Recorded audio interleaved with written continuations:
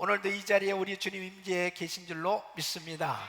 오늘도 우리에게 크신 은혜 주시는 좋으신 하나님께 감사하겠습니다. 감사합니다. 할렐루야, 감사합니다. 하나님께서는 오늘도 여러분들을 사랑하시고 여러분 한 분 한 분을 만나주시고 축복해 주실 줄로 믿습니다. 우리 성도님들은 하나님의 나라를 소유하시고 하나님의 나라를 누리는 삶이 되시기를 예수 이름으로 축원합니다. 우리 예수님께서는 제자들을 부르시고 이 천국 복음을 전파하셨습니다. 바로 이 천국 복음을 전하신 주님께서는 바로 제자들에게 천국 백성이 무슨 복을 받아야 될 것인지, 바로 천국 백성들이 받아야 될 복과 그리고 그 백성들이 천국 백성들이 어떻게 살아가야 될 것인가를 우리 주님께서 말씀으로 가르쳐 주셨는데, 산에 오르셔서 제자들에게 바로 심령의 복을 받아라, 이 팔복을 받을 것을 말씀하셨습니다. 하나님의 백성들이 받아야 될 복은 팔복이요, 바로 이 팔복을 받으면 하나님의 백성들이 이 땅에서 정말 행복을 누리고 살 수 있음을 주님께서는 말씀해 주시는 것입니다. 그래서 우리 성도님들은 정말 하나님의 나라를 정말 소유한 성도의 삶은 이 팔복을 받아 누리는 삶이 되어야 될 줄로 믿습니다. 바로 복이 있나니 할 때 이 복은 마카리오스, 행복을 의미하는 것입니다. 그래서 하나님의 백성들이 이 팔복을 받고 이 행복을 누리며 사는 것, 이것이 하나님의 뜻입니다. 이 팔복은 현세적인 축복과는 거리가 멉니다. 이 팔복은 하나님의 백성들만이 누릴 수 있는 복이고, 이 하나님의 백성들만이 정말 이 놀라운 복을 받아서 참으로 하나님 자녀답게 살 때 세상 사람들과 구별된 삶이 되어지고 하나님께 영광 돌리는 삶이 되어지는 것입니다. 그래서 우리 성도의 삶은 정말 하나님의 백성으로 이 땅에 살면서도 그 영원한 천국을 소유하고 그 천국을 누리면서 살 수 있음을 우리 주님은 말씀하고 있습니다.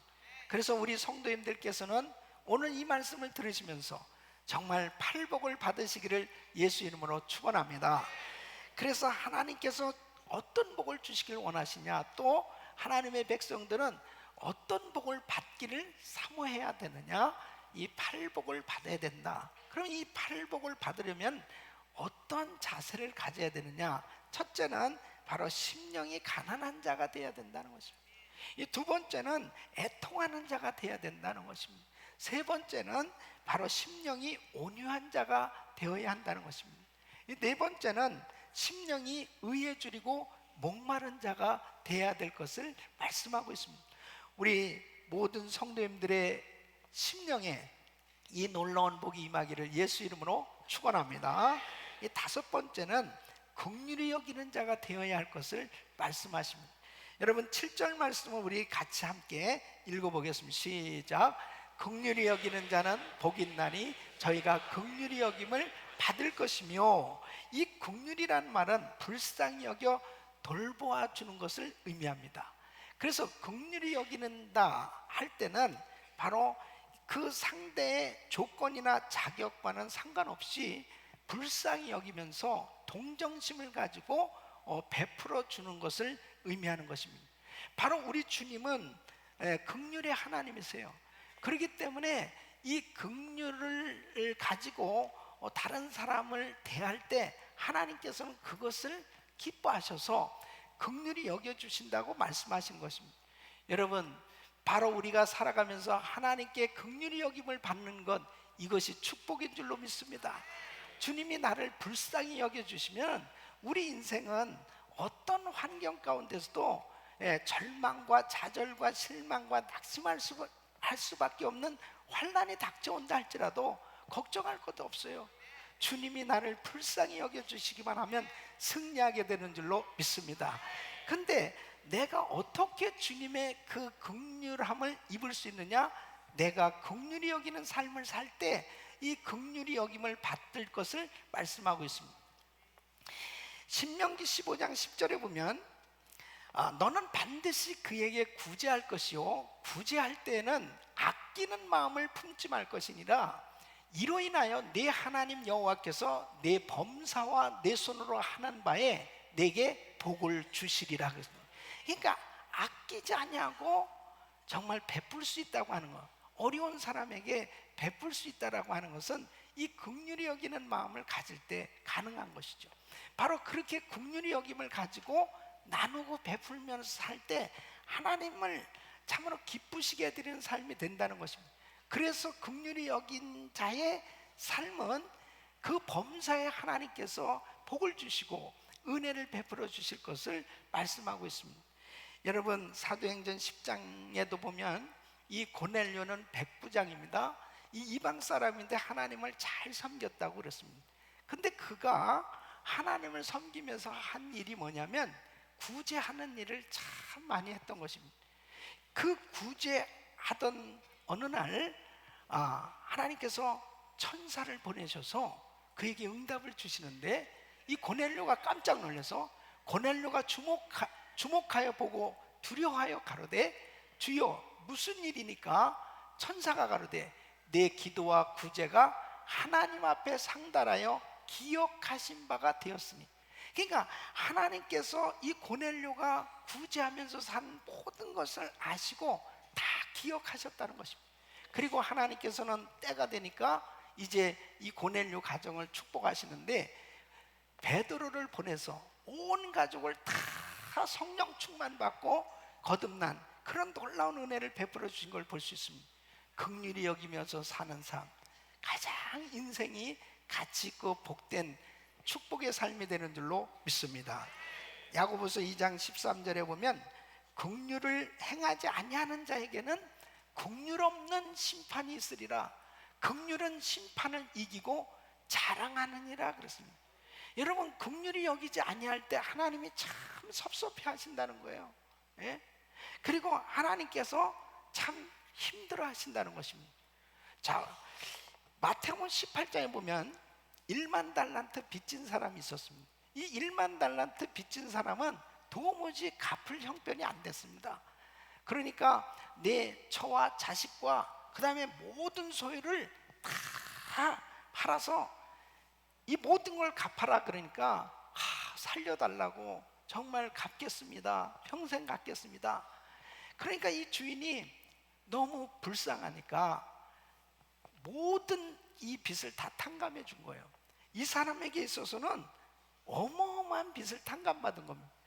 다 이제 이 탕감받은 사람이 지나가다가 자기에게 100데나리온 빚진 사람을 만납니다.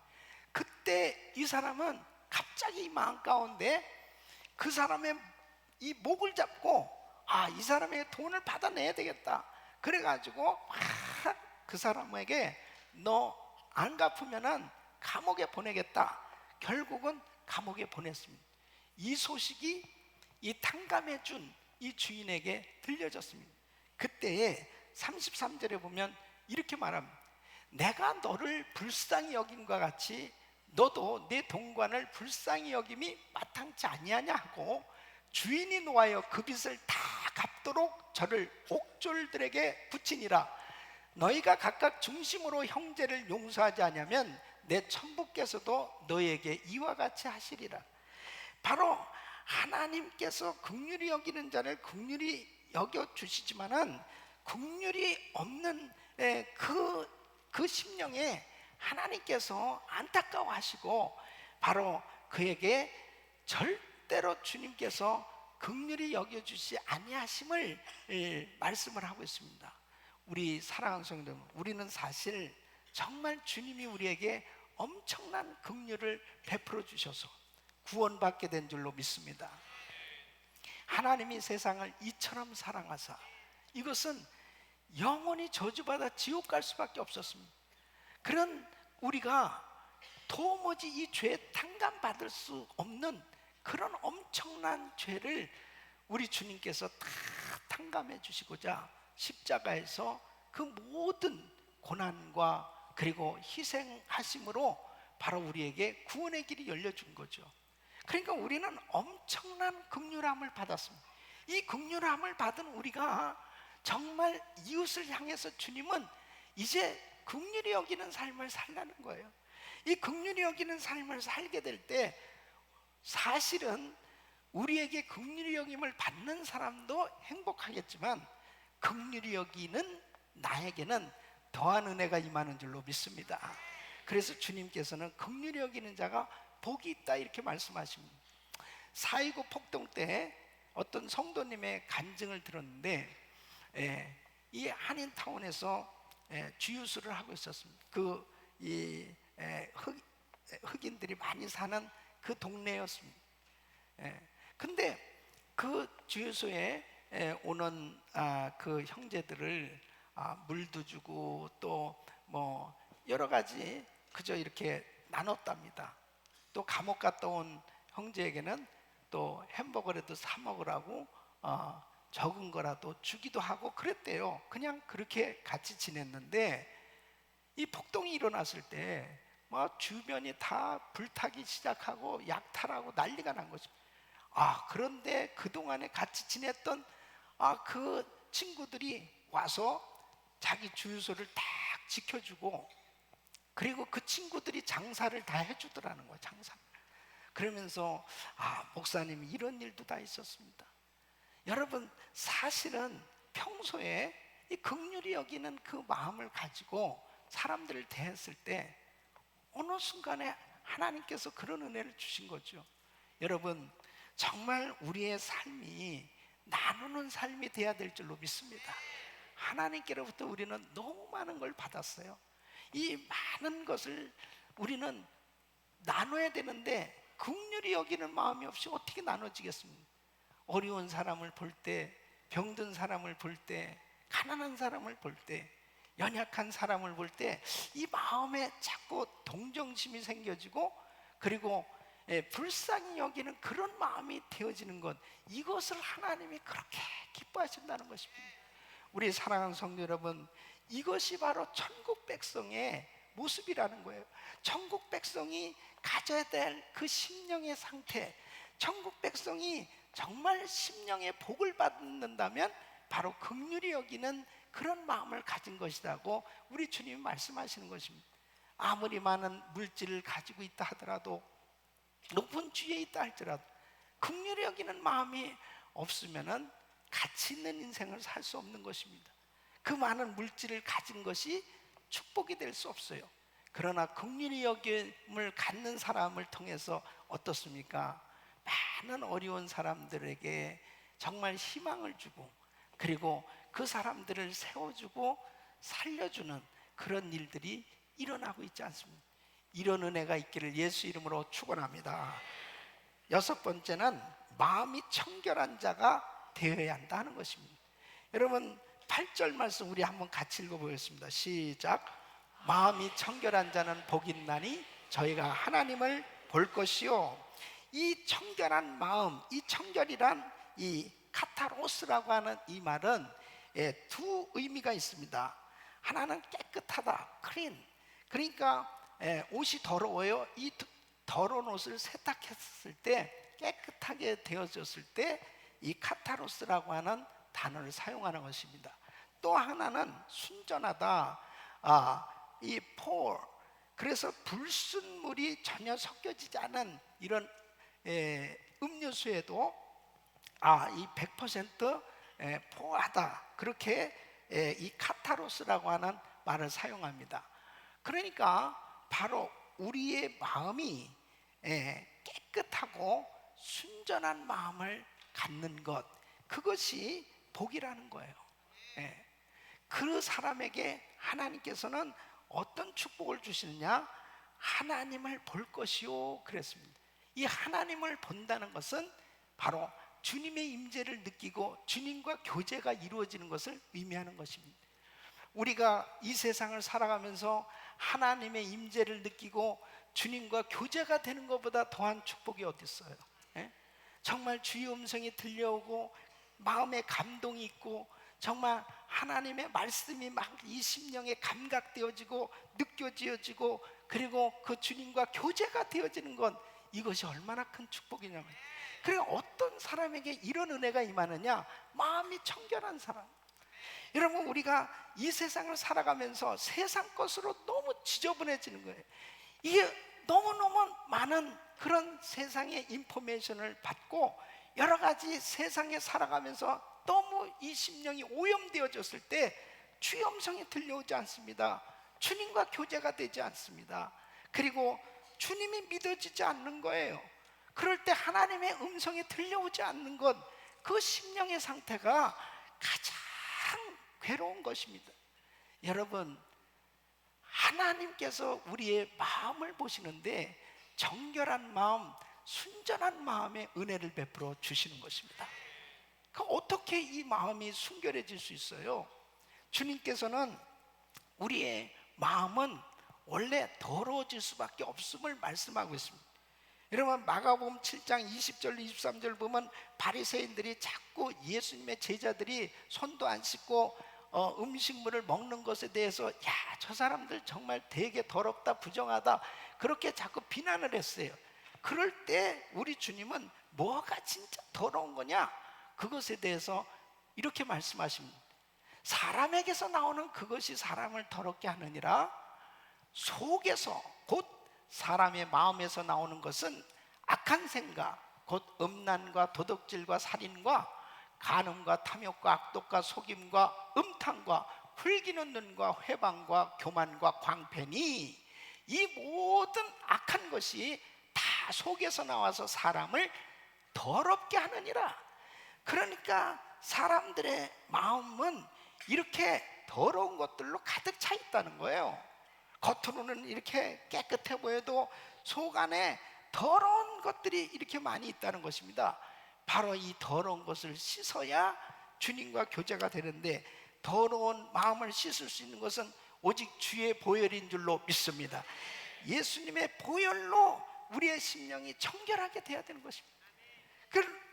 이 에레미야 17장 9절 보면 만물보다 거짓되고 심히 부패한 것은 마음이라 그랬습니다. 누가 능히 이를 알리오마는. 정말 이 심히 부패한 인간의 이 마음, 이것을 다시 새롭게 할 수 있고 깨끗게 할 수 있는 것은 오직 주님의 보혈인 줄로 믿습니다. 이 주님의 보혈로 씻어야 돼요. 그래서 예수님을 믿을 때 우리의 이 죄가 사함받게 되어지고, 그리고 우리의 심령이 깨끗게 되어지는 것은 디모데전서 4장 5절에 보면 하나님의 말씀과 기도로 거룩하여 지민이라 그랬습니다. 할렐루야. 하나님의 말씀과 기도로 거룩하게 될 수 있습니다. 이번에 우리 GTD 182기에 다녀온 우리 형제들, 어떤 형제들은 하나님이 전혀 믿어지지 않는 사람도 있습니다. 어떤 형제들은 하나님이 믿어지는 사람이 있어요.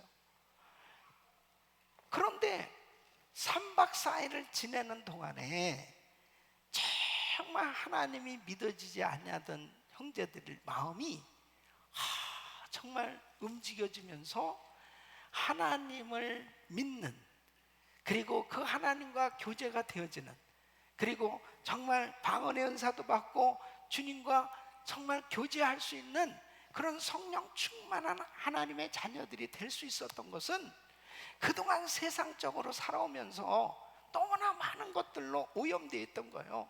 그러다가 3박 4일 동안 아침부터 저녁까지 말씀을 듣고 예배 드리는 가운데 이 심령이 깨끗해지기 시작합니다. 예수님을 믿고 그 다음에 회개하면서 우리 심령이 정결해지기 시작합니다. 하나님을 보게 된 줄로 믿습니다. 그 주님을 만나게 되니까 감격하지 않을 수 없는 것입니다. 여러분, 왜 우리가 1,000번째 기도를 합니까? 매일같이 똑같은 삶이지만은 정말 하나님 앞에 기도 제목을 적고, 그리고 큐티를 하고, 그 말씀과 기도를 통해서 다시 한번 내 심령이 깨우쳐지는 것입니다. 그리고 깨끗함을 받는 그런 시간이 되어졌을 때 하나님 앞에 하나님의 말씀이 들려오고, 그 다음에 하나님의 그 감동이 있는 것입니다.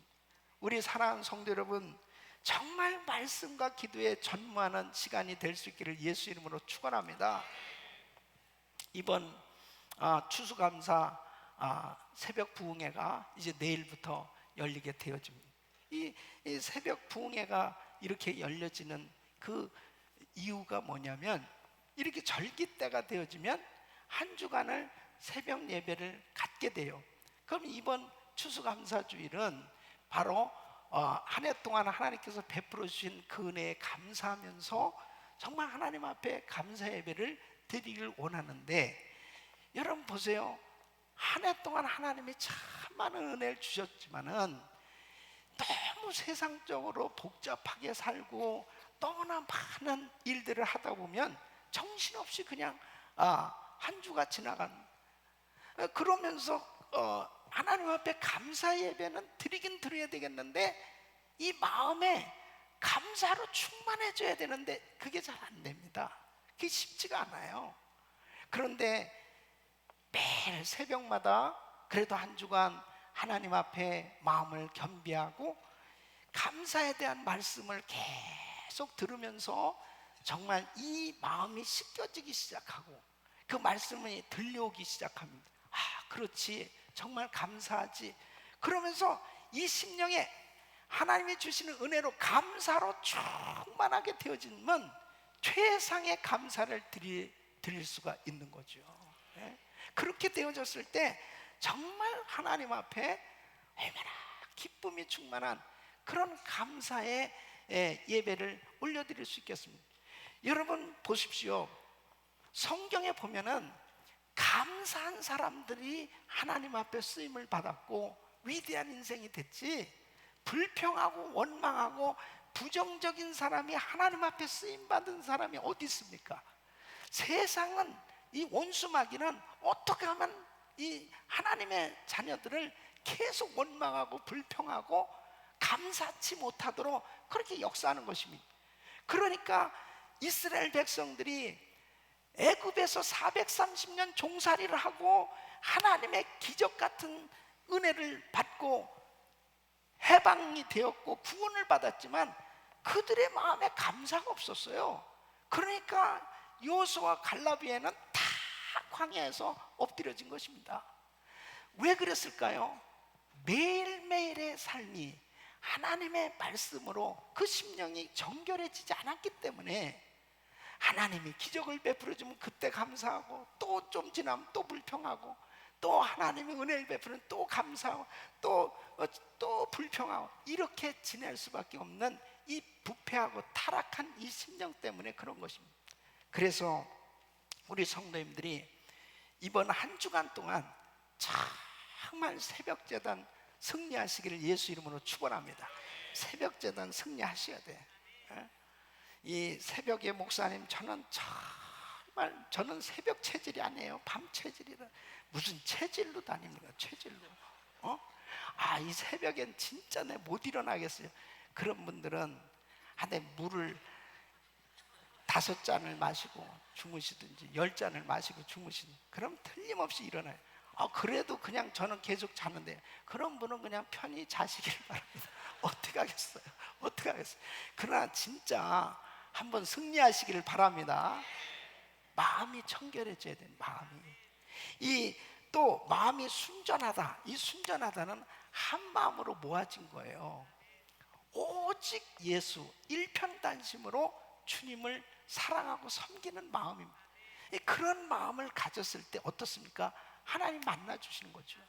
그 가운데 주님의 음성이 들려지고 감동이 있고, 그러니까 우리가 참 이 복잡한 세상 가운데서도 말씀을 들을 때 감동이 있고, 그리고 하나님의 음성이 들려지고 주님을 너무나 가까이에서 정말 교제하고 사랑할 수 있는 이런 주님과의 교통이 이루어질 수 있는 것, 이게 축복인 줄 믿습니다. 그래서 하나님의 나라 백성에게 세상 사람과 다른 복은 마음이 청결한 복이에요. 이런 마음을 계속 유지할 수 있기를 예수 이름으로 축원합니다. 7번째는 화평케 하는 자가 되어야 한다는 것입니다. 여러분 9절 말씀을 한번 같이 읽어보겠습니다. 시작. 화평케 하는 자는 복이 있나니 저희가 하나님의 아들이라 일컬음을 받을 것이며 그랬습니다.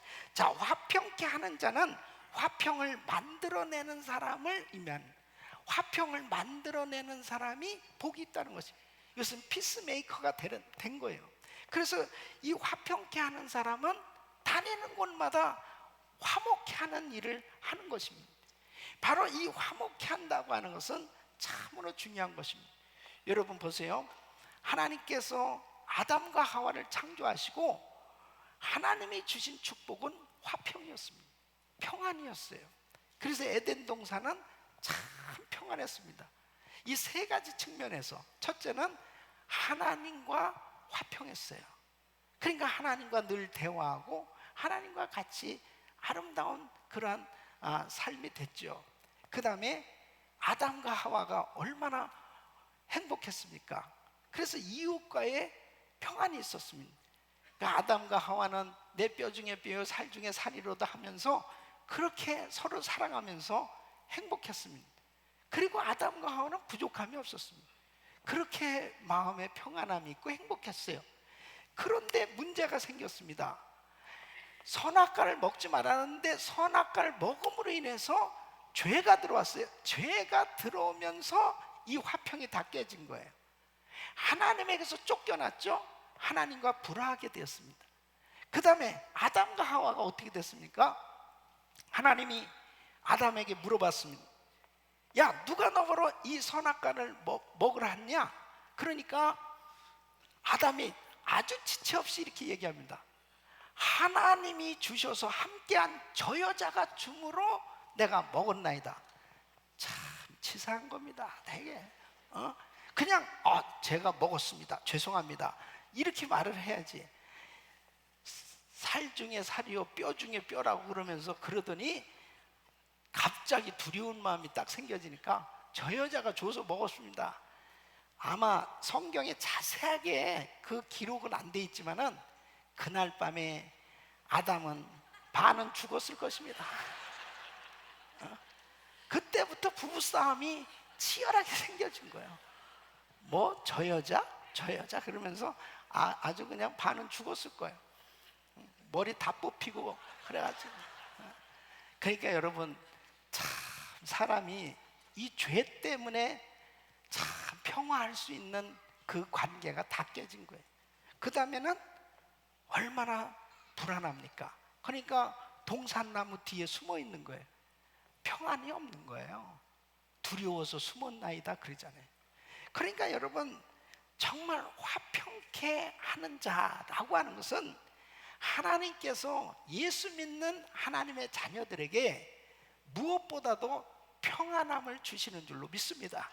이 평안함을 받게 될 때 세 가지가 회복돼야 돼요. 첫째는 하나님과 평화하셔야 돼. 예? 여러분은 하나님과 평화하십니까? 예? 하나님과 화목하셔야 돼. 하나님. 예? 주님에게서 참 이게 멀어져 있는 분들은 정말 이제 가까워질 때가 되지 않았겠어요? 금년 한 해 동안 송구영신 예배 굉장히 가까웠어. 예. 그랬는데 어느덧 11월이 되니까 상당히 멀어졌습니다. 상당히 멀어졌어요.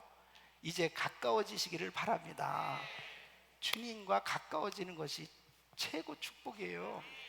그 다음에 여러분은 부부지간에 어떻습니까? 부부지간에 화목하세요? 여러분은 정말 이웃과 화목하세요?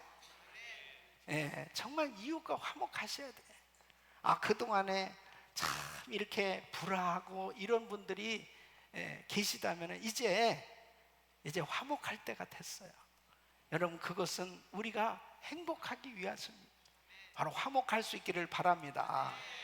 그리고 이제 자기 마음에 평안함이 있으셔야 돼. 아무리 이렇게 좋은 집을 전화도 내 마음이 불안하고 내가 참 이 마음이 두려우면은 무슨 행복이 있겠어요? 하나님께서는 부활하시고 난 다음에 제자들을 만나서 제일 먼저 하신 말씀이 뭔지 압니까? 평안이 너에게 있을지어다. 평안함이 있으셔야 돼. 그래서 이 세 가지가 회복되시기를 예수 이름으로 축원합니다. 내가 화평하고 내가 평안할 때 화목해 하는 일을 하게 됩니다. 그 화목해 하는 일을 하게 될 때 어떤 축복이 임한다고 그랬어요? 오늘 이 말씀 보니까 저희가 하나님의 아들이라 일컬음을 받을 것이며 그랬습니다. 이 하나님의 아들이라는 칭호를 받는다는 이 말씀 뭐냐? 하나님의 아들 같다, 하나님 닮은 것 같다, 예수 믿는 사람인 것 같다, 예수님처럼 산다, 이런 소리를 듣는다는 거예요. 이런 소리를 듣는 게 축복이죠. 하나님의 사람들에게 있어서 축복이 뭐예요? 정말 예수 믿는 사람 같으세요, 하나님 닮았어요, 이런 소리 듣는 거. 저는 제가 어디 갔을 때 사람들이 목사님이세요? 이런 소리를 듣는 게 나는 참 기뻐요. 저한테 사장님이세요? 이러면은 나는 난 별로 그런 소리 듣고 싶지 않아. 박사님이세요? 난 별로 그런 소리, 그냥 목사님이세요? 이게 참 좋아요. 예? 여러분들은 무슨 소리를 듣고 싶어요? 사장님? 예? 정말 예수 믿으세요? 예수 믿으시는 것 같아요. 이렇게 이런 소리를 듣는 것이 축복이죠. 그러니까 하나님의 아들이라 일컬음을 받을 것이요, 참 하나님 자녀 같아요, 하나님 믿으시는 것 같아요, 이런 이야기를 듣는 것은 뭡니까? 벌써 마음에 평안함이 임했기 때문에 그 평안함이 사람들에게 비춰지는 것입니다. 이런 은혜가 임하기를 예수 이름으로 축원합니다. 그래서 요한복음 14장 27절에 보면 평안을 너에게 주노니 곧 나의 평안을 너에게 주노라. 내가 너에게 주는 것은 세상이 주는 것과 같지 아니하니라. 너희는 마음에 근심도 말고 두려워하지도 말라. 하나님 우리에게 평강 주시기를 원하시는 줄 믿습니다. 그래서 우리 성도님들의 마음에 늘 평안함이 있어야 되는데, 그러기 위해서는 담이 무너져야 돼요. 하나님과의 막힌 담이 무너지고 이웃과의 막힌 담이 무너지고, 그래서 여러분 마음에 평안함이 임하기를 예수 이름으로 축원합니다. 많은 사람들이 하나님의 일을 하면서 이 마음에 평안함이, 신앙생활하면서 이 마음에 평안함이 없을 때 꼭 사탄이 그 가운데 역사하는 것입니다. 나의 삶이 화목해 하는 일을 할 때 가치 있고 보람된 인생이 만들어지는 거예요. 바나바는 그의 생애가 자꾸 사람을 살리는 일을 했습니다. 이 바울과 초대교회 사도들이 사실 불화하고 사람들이 사울을 만나기를 꺼려할 때, 이 바나바는 이 바울을 소개해주고 피스메이커로 화목해 하는 그 일을 해줬어요. 그래서 위대한 사도 바울이 탄생했습니다. 사실 바울은 굉장히 성격적으로 강한 사람입니다.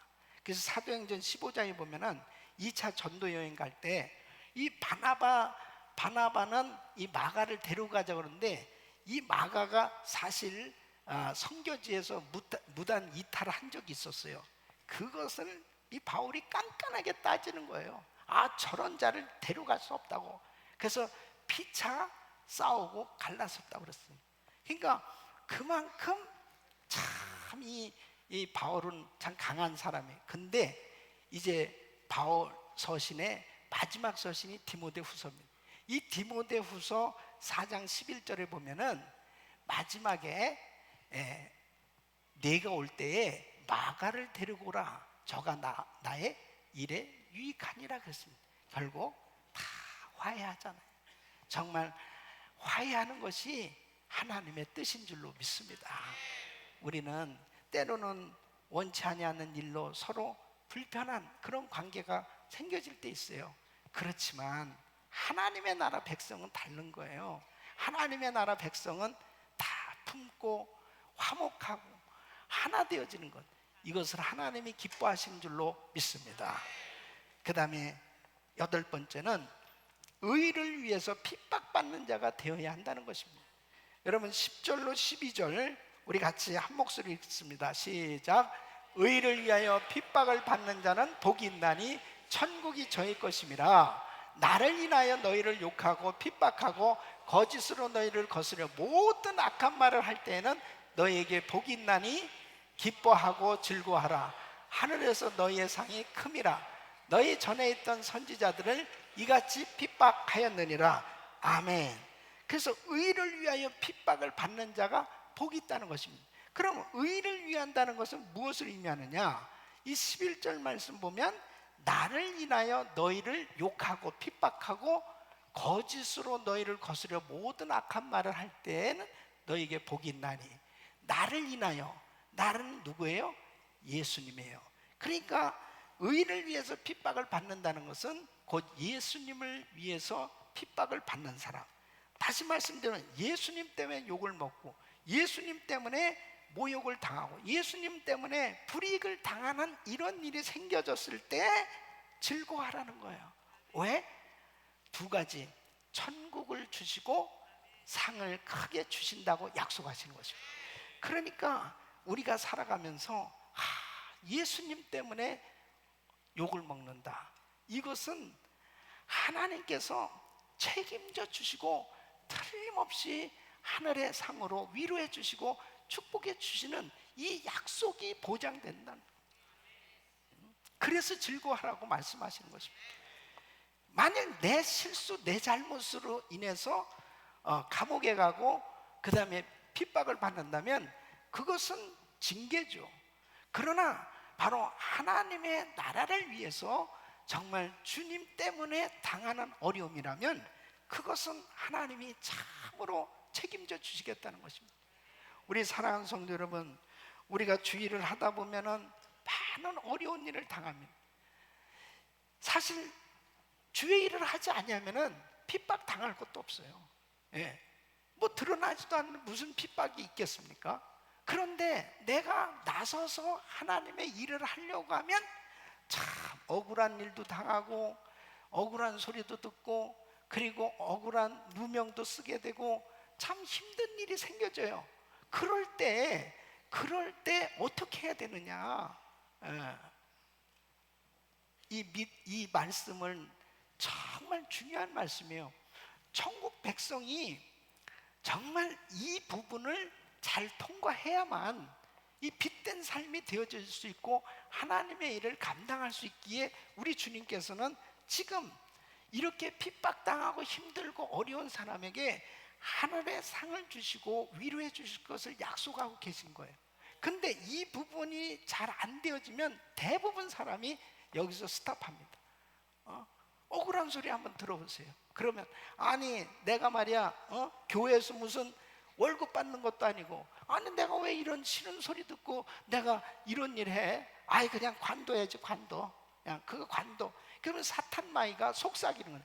그래 관둬. 너가 그렇게 무슨 욕을 먹어가면서 너 스트레스 받아가면서 뭐하러 그렇게 일하냐. 아이 그냥 관둬. 이 소리가 막 더 크게 주의 음성으로 들려와. 주의 음성. 막 주의 음성으로 들려. 안 보면 내가 그뿐이지. 그리고 내가 뭐 굳이 이렇게 속상해하면서 주의를 할 거 뭐 있어? 그러면서 다 이 마음 가운데 그래 그만두자 결심하고 또 결심하고 그만두자. 이제 다가온 새해는 그만두리라. 여기 두 사람이 그런 사람이 있어요.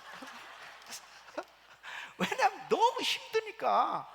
내가 그냥 일 안 하면은 나 욕 먹을 것도 없고 난 스트레스 받을 것도 없는데 괜히 내가 이거 직분받아 일하다가 말이야 내가 이거 아주 제명에 못 살겠다. 나 이게 힘들어서 나 어렵겠다.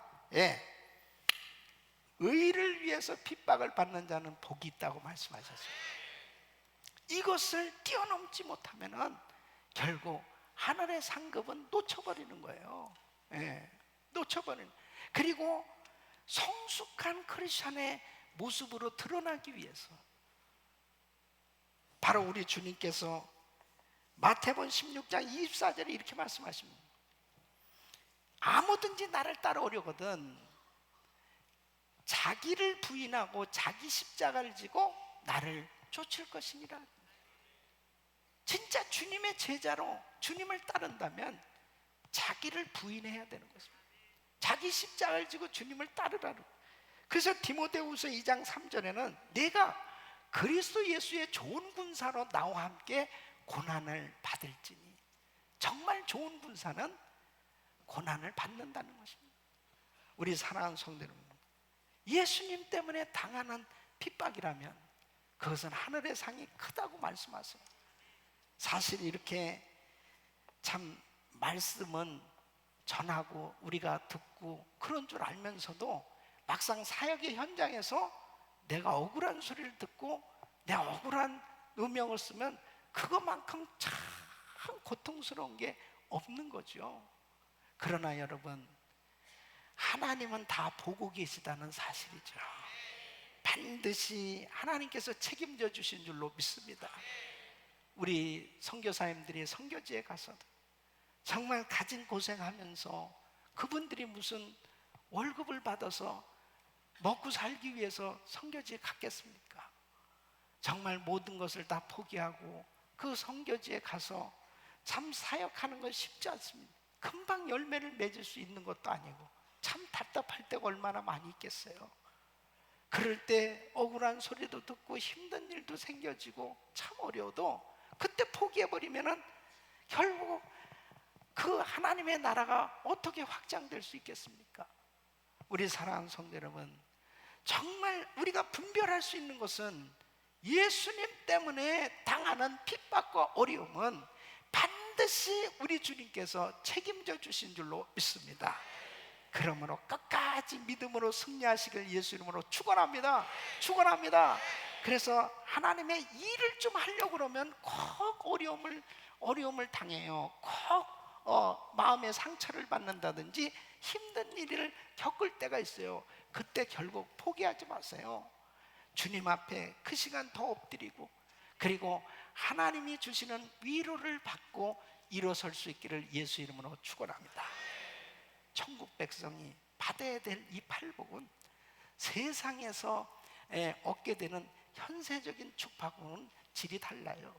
바로 이러한 심령의 복을 받으면 우리가 정말 이 땅에서도 행복을 누리고, 그리고 저 영원한 천국에서 받을 상을 바라보면서 이 땅에서도 누리는 그런 복된 삶이 될 줄로 믿습니다. 이런 은혜가 우리 성도님들의 삶에 이루어지기를 예수 이름으로 축원합니다.